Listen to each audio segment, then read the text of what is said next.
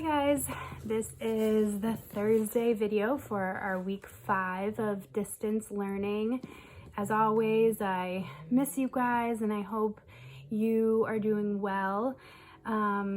Today's video is just going to be going over some of the answers from this week's lessons. Just like if we were in school, right? I would give you guys time to work and probably share with your friends, as I'm sure you guys are doing at home. And then I would go over some of the answers. So I'm just gonna go through each day's assignment. So if you have your packet, you can take that out and I'll just be going over some of the answers.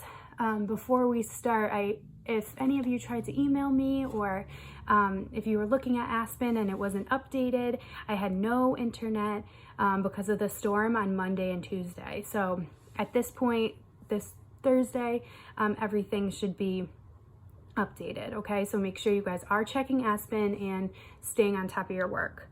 All right, so the first page is Monday. It was a warm-up. It was a video all about Emily Dickinson on Brain Pop. It gave, some background information about her life, but then also shared a poem with you guys too to kind of, go over how her poems are set up. So number 1, why is Emily Dickinson's style of poetry unique? It was very chatty. The lines were short, choppy. Her tone, right? We always talk about an author's tone of voice. Her tone was very informal. 2, what did Emily Dickinson write her poems about? Something that was very different from the other poets at the time who were writing these long epic poems, these stories. These were more lyrical, like songs, and they, were about thoughts and feelings and things going on in someone's mind. 3, about how many poems did Emily Dickinson write? It's a nearly 2,000, which is a lot. And then number 4, why should you read a poem aloud? So you can understand it better, you can hear the sounds and rhythms of the words.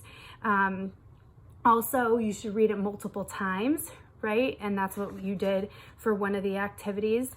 Just because on the surface it could seem like the poem is about one thing, right? But then underneath it, after you read it multiple times, you can get the deeper meaning. I'll let you do the rest of that page. Tuesday's page was the vocab, so that's easy. The poem you also needed to read on Tuesday. I am nobody, who are you? Are you nobody too? Then there's a pair of us. Don't tell, they'd advertise, how dreary to be somebody, how public like a frog, to tell one's name, the livelong June, to an admiring bog. So very short, right? But there's some meaning there. So on the Tuesday's page for the questions, number 1, when you read the poem aloud, what do you see in your mind? What are your initial thoughts? My initial thoughts was that it was very depressing. It was about this person who liked to be alone. They think it's good, right? To be alone and to not be a somebody. Then I also had that image of nature, right? Number 2, when you read the poem a second time, what might the writer trying to share with the reader? What experience or feeling is the writer having? In the second stanza, the speaker is realizing that they like to be alone, right? They don't want to be in public and they don't want anyone to notice them, right? They don't want anyone to know that they're not public. And also notice that it's a speaker and not Emily Dickinson. We can't always assume that the poet actually shares these feelings. They might just be, describing someone else's feelings that they know. So that's why questions about the poem say speaker. When you read the poem a third time, what images? Again, there's images about nature. Number 4, have you had the experience that the speaker is describing? Not really. I've never been famous, right? But I also don't like to be alone. So I think I'm somewhere in the middle. Wednesday, you had to paraphrase the poem. So the first one was done for you. I'm nobody, who are you? It means I'm not a famous person.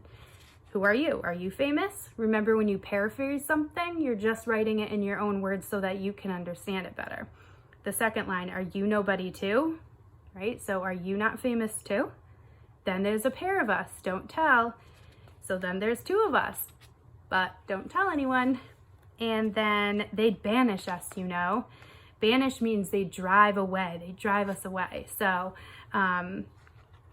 just that means, you know, they get rid of us, you know. I won't do the rest, you can do it. All right, Thursday's comprehension questions. What do you think this poem is about?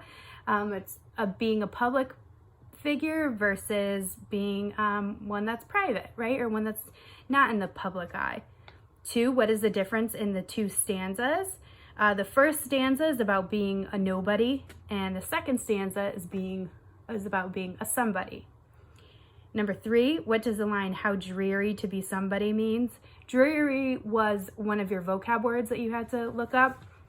Dreary just means, you know, something that's not good, dull, depressing, right? Definitely not happy. So the speaker thinks that if you're somebody, if you're in this public eye, that's not a good thing. Thursday, further discussion questions. Number 1, think about how we treat celebrities today. Even though this poem was written 100 years ago, how does it reflect our feelings today about famous people? So some famous people like being famous, right? And some might not like it all the times, okay? So it kind of depends probably on the type of famous person they are. Friday's questions asked you about the figure of speech and the poem's construction. So Friday asks you about the simile. So where does the speaker use the simile? And what is she comparing? So how public like a frog. And what does this simile tell the reader about the speaker's point of view? So she says how public like a frog. Is that a good thing you think or a negative thing? I took it as a negative thing. It's not, if you're a frog, you know, in a lake, everyone can see you, right? So I take that simile as definitely a negative thing.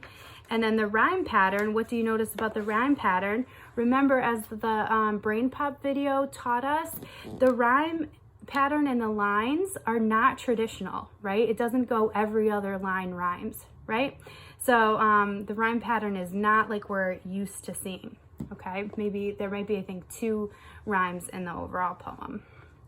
I hope you guys like the poem. I think it was, you know, easy, short, something to relate to, you know, either feelings you've had or celebrities that you've seen being in the public eye. And I guess that's it. Hopefully I gave you some answers that would help you. Don't forget to submit this at Google Classroom by Friday. And always, I'm here if you have any questions. All right, take care, guys.